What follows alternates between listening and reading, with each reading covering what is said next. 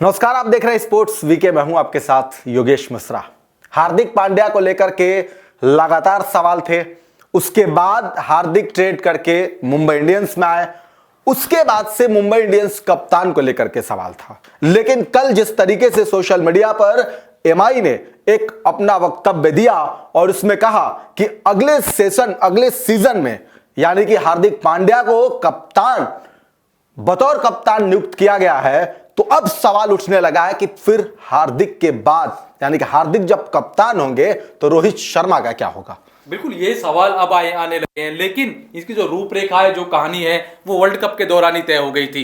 खबरें निकल के सामने आ रही है कि जो वर्ल्ड कप के दौरान हार्दिक पांड्या ने शर्त रख दी थी एमआई के सामने, अगर आप मुझे अपनी टीम में लेना चाहती हो या मैं आपकी टीम में शामिल होता हूं तो मैं बतौर कप्तान खेलूंगा। लेकिन इसमें बड़ा सवाल यह है कि आखिर हार्दिक पांड्या एक अच्छी टीम की कप्तानी कर रहे थे, एक अच्छे मान लीजिए कि गुजरात टाइटंस से वो लगातार बेहतर कप्तानी कर रहे थे। उनके पास ऑप्शन था कि वो गुजरात की कप्तानी और 1-2 साल कर सकते थे।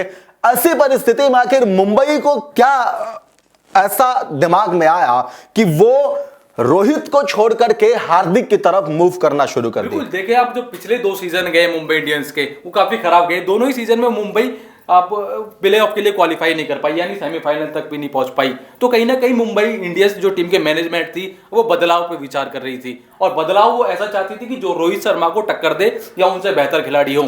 और इसमें हार्दिक पांड्या चूंकि पहले भी मुंबई इंडियंस से खेल चुके हैं, उन्होंने शुरुआत ही मुंबई इंडियंस से की थी। उसके बाद उन्होंने अपने खेल में बहुत निखार लाया, बहुत बेहतरीन क्रिकेट खेला। और इसके साथ साथ उनके मुंबई के सामने आप कह सकते हैं या मुंबई मैनेजमेंट या हार्दिक के पास भी एक ऐसी उपलब्धि हो गई थी जो गुजरात को उन्होंने पहली बार कप्तानी में ही चैंपियन बनाया था। बिल्कुल, पहली बार आपको चैंपियन बना देता है वो खिलाड़ी, दूसरी बार आपको फाइनल तक के पहुंचा देता है। तो कहीं ना कहीं उनके अंदर कप्तानी की वो काबिलियत तो है, जिसको लेकर के T20 प्रारूप की मैं बात विशेष रूप से करूंगा।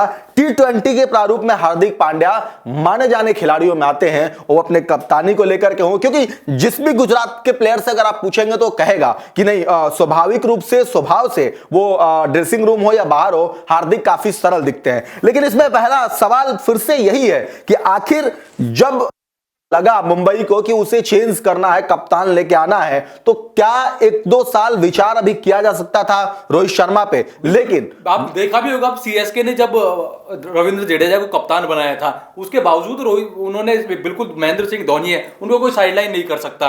तो वो हालांकि रोहित शर्मा के साथ वो चीजें नहीं हुई, उनको डायरेक्ट बोल दिया गया है, वो डायरेक्ट अनाउंसमेंट कर दिया गया है कि अब आप कप्तान नहीं है। जितना वो डिजर्व करते थे, 5 ट्रॉफी जितवाई, आपको 10 साल आपके लिए कप्तानी किया वो शख्स आपको जिताई बिल्कुल 6। और इसके साथ साथ अगर उनके साथ इस तरीके की चीजें हुई हैं तो पीछे कई इसकी बहुत सारी कहानी और भी होगी जो बाहर नहीं आ रही है। लेकिन अब सवाल यह भी उठने लगा है कि क्या हार्दिक पांड्या के आने से रोहित शर्मा किसी और फ्रेंचाइजी से संपर्क में होंगे। अब और नई कप्तानी हो सकता है 1-2 साल करने के लिए किसी और फ्रेंचाइजी के संपर्क में आने के बाद, या तो चेन्नई से करें या दिल्ली कैपिटल से करें या किसी भी टीम से करें। ऐसी परिस्थिति और खबरें फिर निकल के सामने आ रही है। खबरें सामने आ रही है, लेकिन कहीं ना कहीं खबरें दूसरी तरफ ये भी आ रही है कि रोहित शर्मा ने साफ मना कर दिया कि तब तक मैं आईपीएल खेलूंगा तो मैं सिर्फ मुंबई इंडियंस मुंबई से। ये रोहित शर्मा की महानता है, और इसलिए भी है क्योंकि उन्होंने एक मुंबई के लिए बहुत कुछ किया है। और जिस तरीके से हमने वर्ल्ड कप में भी देखा कि वो एक अलग ही, आज वो उन्हें कप्तानी से हटा दिया गया है। रोहित शर्मा ने तो मुंबई के लिए किया ही किया है। ये भी आपको देखना हो कि मुंबई इंडियंस ने भी रोहित शर्मा के लिए काफी कुछ किया। बिल्कुल बिल्कुल। और इसीलिए आज रोहित शर्मा नहीं चाहेंगे कि जो उनकी एक तरीके से साख बनी हुई है मुंबई इंडियंस को लेकर के, वो इस तरीके से हो कि आप फिर दूसरे जगह चले गए, क्योंकि रोहित उस तरीके खिलाड़ी नहीं है। रोहित एक अलग पहचान के खिलाड़ी है। धोनी से उनकी बार बार तुलना की जाती है, चाहे सरलता, सहजता या हर चीज में हो। अब ऐसे में सवाल बिल्कुल भी ये लाजमी होगा कि हार्दिक पांड्या का सबसे बड़ा जो सवाल है उनका फिटनेस है।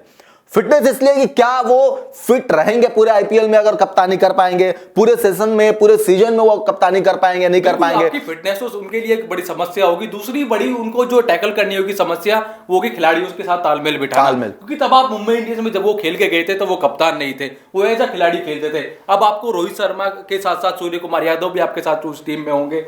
उस टीम में होंगे जसप्रीत बुमराह, जो दोनों ही खिलाड़ी ऐसे वो कप्तानी की अपनी पूरी दावेदारी ठोक चुके हैं। और आपके इसके पहले हमने बताया भी है बाकायदा बाकायदा आप जाके स्पोर्ट्स वीके में देख सकते हैं कि किस तरीके से एक बयान आया था जसप्रीत बुमराह का, सूर्य कुमार यादव का भी आया। लेकिन इस सबसे ऐसा लगता है कि आपसी तालमेल मुंबई में आकर के बतौर कप्तान हार्दिक पांड्या के लिए एक चैलेंज होगा। दूसरा, एक फिटनेस भी उनका चैलेंज है। और तीसरा, मुंबई इंडियंस अब जिस खिलाड़ियों को लेकर के हार्दिक को सौंपेगी कि आपको अब इनके सहारे खेलना है, आगे बढ़ना है, हार्दिक उनसे कितना आश्वस्त हैं, क्या कोई बदलाव चाहते हैं या चाहेंगे कि इन खिलाड़ियों को, जैसे उन्होंने एक गुजरात को लेकर अपनी टीम बनाई थी, एक कोच उनका आशीष नेहरा बहुत बड़ा रोल रहा उनको एक बतौर कप्तान आगे ले जाने में, क्या वो अलग तरीके का बदलाव मुंबई खेमे में भी चाहेंगे? बिल्कुल, जो आप पहले गुजरात की बात करें तो जब हार्दिक पांड्या को गुजरात की कमान मिली थी तो वो अकेले बड़े सुपरस्टार खिलाड़ी थे पूरी टीम में। बाकी जो खिलाड़ी थे उनमें भी बड़े नाम थे,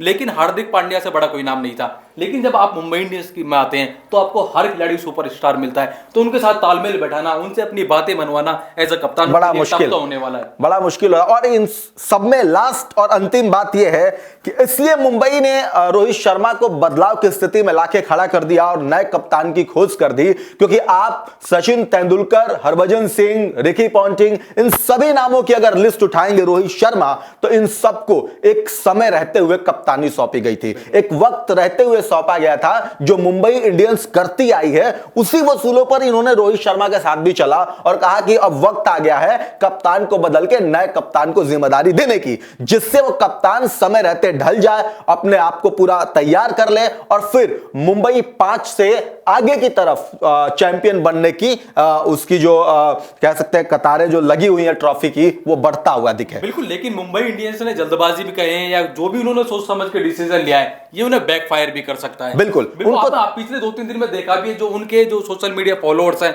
वो काफी तेजी से घट रहे हैं। हाँ, क्योंकि इसमें मैं थोड़ा सा ये बात आपको और भी बताना चाहूंगा कि वो जो प्लेयर थे ना, वो रोहित शर्मा को चाहते थे। मुंबई इंडियंस सेकेंडरी था।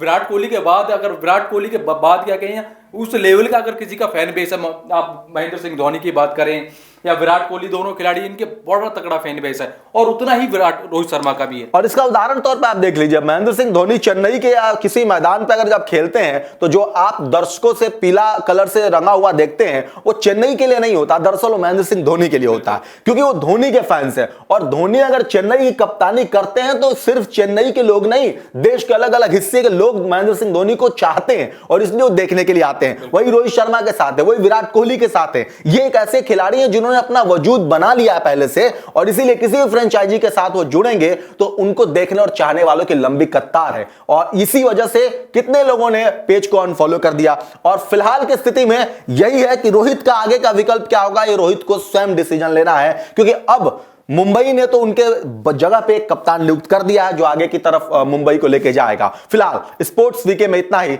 नमस्कार।